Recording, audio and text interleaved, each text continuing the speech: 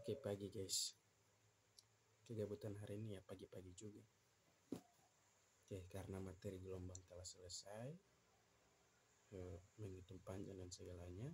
Sekarang saya gabut hari ini mau bahas tentang materi gelombang juga, tapi namanya gelombang bunyi. Seperti biasa kita coba mulai dari konsep dulu. Nah, saya mengawali materi ini dengan pertanyaan, kamu tahu meteor enggak? Tahu kan? Atau batu-batu di luar angkasa enggak? Tahu kan? Ya. Itu semakin banyak itu mereka kadang bertabrakan ya kan? Kadang terjadi tumbukan. Namun apakah tumbukan yang terjadi di luar angkasa itu terdengar bunyinya? Guys, menurut kalian bagaimana? Coba. Apakah tabrakan benda-benda di langit itu bisa menghasilkan bunyi? Atau bunyinya bisa kita dengar? Menurut kalian bagaimana guys? Ya, coba kita bahas ya.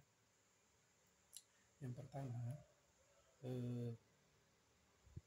ada banyak kegiatan yang bisa menghasilkan bunyi ya guys ya. Misalnya sekarang ini saya lagi berbicara ya, bisa menghasilkan bunyi ya kan. Kalau suara motor atau kamu mendengar video ini ya kan, itu juga merupakan suara itu juga merupakan salah satu aktivitas yang bisa menghasilkan bunyi ya kan. Nah, tapi sebenarnya bunyi itu apa sih? Ya kan, kita perlu tahu bunyi itu apa sih. Nah, ternyata pada fisika bunyi itu adalah getaran guys, getaran yang merambat ya, melalui partikel-partikel medium. Nah, kata melalui berarti ini ada pengantaranya ini, melalui partikel-partikel medium. Partikel-partikel medium ya, dan merupakan energi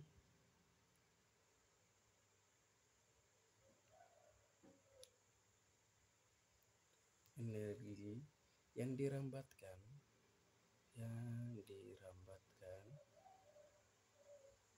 dari partikel satu ke partikel lain, partikel satu ke lainnya. Nah guys, itu yang dimaksud dengan gelombang bunyi.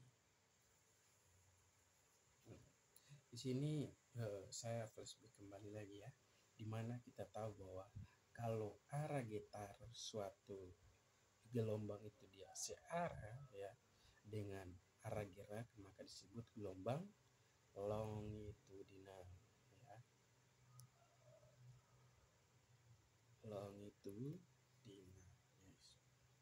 Oke, sekarang nah kita tahu bahwa tadi pengertian tadi itu adalah getaran itu adalah getaran yang merambat melalui partikel-partikel medium. Nah, di sini saya maksud tahu bahwa segala sesuatu yang berbunyi ya itu dihasilkan dari getaran. Guys, segala sesuatu yang berbunyi dihasilkan dari getaran. Contoh kamu petik gitar itu kan senarnya bergetar.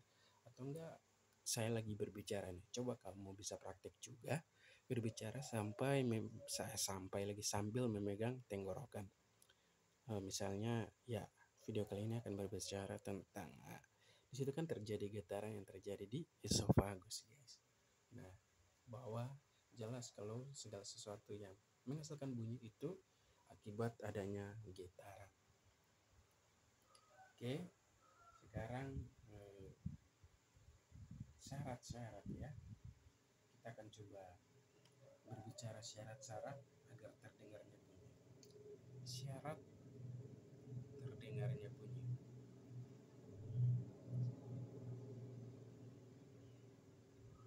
Syarat yang pertama ya, tentu harus ada sumber bunyi dong. Ada sumber bunyi. Kalau nggak ada sumber bunyi ya nggak mungkin bisa ada bunyi kan. Nah, contoh ya tadi pita suara atau alat musik yang kita mainkan harus ada dulu sumber bunyinya baru bisa menghasilkan bunyi, guys. Yang kedua ada medium. Nah, ini kan karena pengertiannya dia harus merambat melalui medium-medium, maka persyaratan yang kedua adalah adanya medium. Medium atau perambat atau perantara harus ada ini, guys. Kalau misalnya nggak ada ini, ya bagaimana kita bisa mendengarkan bunyi? Nah, hampir kejawab kan pernyataan yang pertama. Nah, di sini kita melihat bahwa bunyi itu dia perlu medium, ya kan? Medium perambatannya itu ada 3.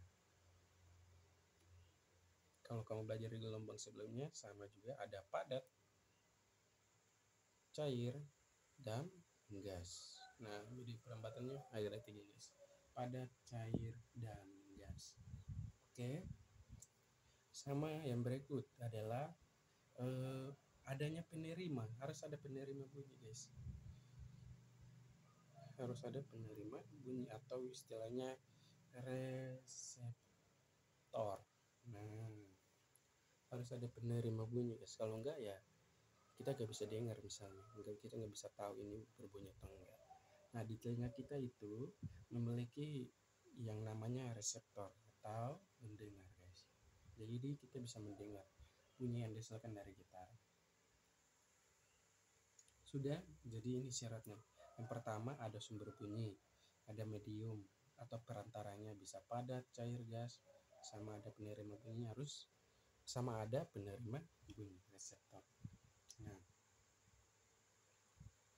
sekarang kita kembali ke pernyataan saya sebelumnya bahwa benda-benda yang di angkasa tuh, guys, berdasarkan persyaratan ini, ya kan, kira-kira adanya sumber bunyi ya ada, ya kan.